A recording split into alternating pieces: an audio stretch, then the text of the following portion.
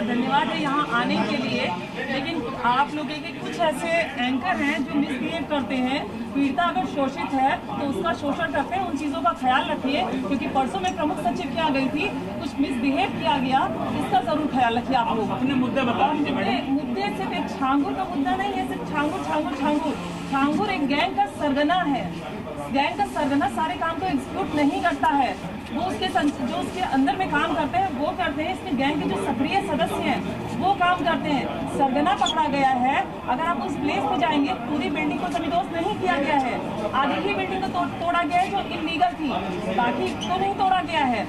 Media के जरिए से मुझे पता चला है कि आधी बिल्डिंग तो खड़ी ही हुई, और किस पीड़िता को न्याय मिला है। ये खेल आज से नहीं चल रहा, बहुत पुराना चल रहा है। अगर इसमें कुछ नाम लिए जाएंगे, कुछ की अरेस्टिंग हो गई, तो ये 40 साल पुराना खेल निकलेगा जो सबूत के साथ मिलेगा आप सबको। जिसमें मेरे पास जो आया था लड़का, उसका नाम अमित था, उसका असली नाम था अबू आमिर अंसारी। उसने अपने आप को अमित इंट्रोड्यूस किया था, और अमित की पूरी फैमिली मुझसे मिली थी। उसकी पूरी फैमिली हिंदू इंट्रोड्यूस करके मिली थी मुझसे। छांगुर पीर बाबा से मेरी वर्ष 2019 में मुलाकात हुई थी चांदौलिया दरगाह में, जहाँ पे मैं गई थी। वहाँ का माहौल ही बड़ा अजीब था। वहाँ सिर्फ महिलाएं थी, उनका ब्रेन वॉश किया जा रहा था, उनको डाइवर्ट किया जा रहा था। क्योंकि मैं इस परिवार के बीच में रही हूँ, तो ये जो रेट लिस्ट आप देख रहे हैं जारी हुई है, ये रेट लिस्ट मुझे वहीं से पता चली थी कि कैसे रेट तय होता है, किस तरह से इसको एक्सिक्यूट किया जाता है, कैसे फंडिंग आती है, हवाला के जरिए कैसे पैसा आता है। जो चीज़ मैंने STF में बताई भी है कि आज भी वो फंडिंग जो धर्मांतरण ATS की इतनी बड़ी कार्रवाई अभी नहीं हुई है जितनी होनी चाहिए। मुकदमा पंजीकृत होने के बाद 2 धर्मांतरण और कराए गए हैं, जिसकी जानकारी ATS को है ही नहीं। प्रशासन किस लेवल की जांच कर रहा है, आप FIR उठा के देखो, जिसमें 9 नामजद हैं, लेकिन 4 की गिरफ्तारी होती है। FIR कब की है? नवंबर 2024 की। और गिरफ्तारी कब होती है? अप्रैल में। कुछ गिरफ्तारी कब होती है?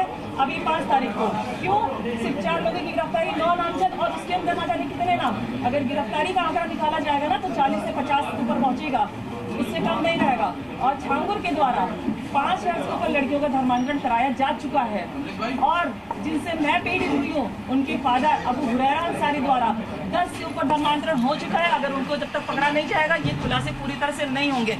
ये कार्रवाई जो आप सब छांगुर देख रहे हैं ना, 50% ये कार्रवाई है। कोई अगर उत्तर प्रदेश का अगर मानी योगी जी अगर चला रहे हैं सरकार को, तो योगी जी सारे काम को नहीं करते हैं, उनकी टीमें काम करती हैं। उनकी टीमें किस तरह से होती है, ये मैटर करता है।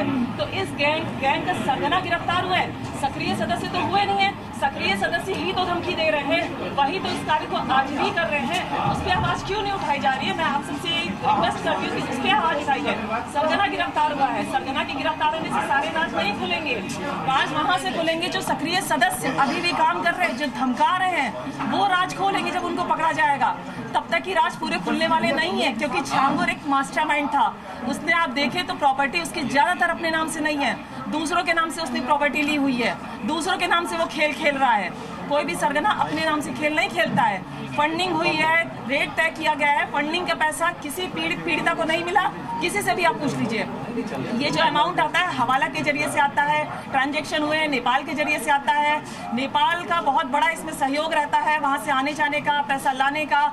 हवाला के जरिए से लखनऊ के अंदर मैंने जगह बताई है STF को, किस जगह से पैसा आता है, कहाँ से लिया जाता है, कैसे ट्रांजैक्शन किया जाता है, कैसे डिस्ट्रीब्यूट किया जाता है, मैंने पूरी डिटेल उनको दी हुई है। और पैसा किसी पीड़िता को नहीं मिलता है, पैसा इनको मिलता है जो गैंग का सरगना है, वहाँ से डिस्ट्रीब्यूट होता है उनके पास। जो लड़के लड़कियाँ मुस्लिम हैं जो इनके धर्मांतरण के काम को करते हैं, उनको पैसा दिया जाता है। किसी को पैसा नहीं मिलता है, किसी पीड़िता को पैसा नहीं मिलता है। Z News।